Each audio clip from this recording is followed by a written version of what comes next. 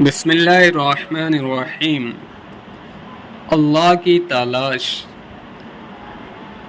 مرشد حضرت دامت برکاتہ نے ارشاد فرمایا کہ دوستو، نعمت کھا کر نعمت دینے والے کو تلاش نہ کرنا خود غرضی ہے۔ اس خود غرضی کی مثال بھی عجیب ہے۔ ایک بھوکا شخص جنگل میں راستہ بھول کر چلا گیا تو اس نے جنگل میں ایک مکان دیکھا کہ اس میں غسل خانہ بھی ہے، خانہ بھی ہے۔ اس نے وہاں نہایا، کپڑے پہنے، پھر خوب ڈٹ کر کھانا کھایا اور چل دیا۔ حتیٰ کہ باہر جو چوکیدار بیٹھا ہوا تھا اس نے اس سے نہ سلام دعا کی۔ اس کے بعد دوسرا مسافر آیا، اس نے بھی نہایا۔ کھانے کے بعد چوکیدار سے پوچھا کہ یہ سب انتظام کس نے کیا ہے؟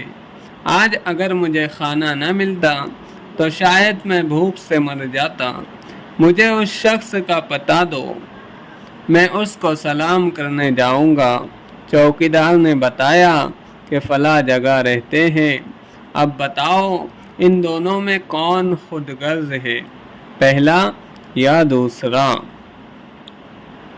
ایسے ہی بعض لوگ دنیا میں اللہ کی نعمتیں کھاتے ہیں، اللہ کی زمین پر رہتے ہیں،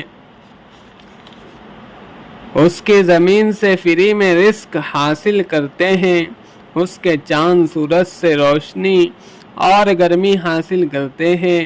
یہ سب فائدہ اٹھا کر کبھی نہ پوچھا کہ یہ سب کس کا ہے۔ اللہ تعالی ہم سب کو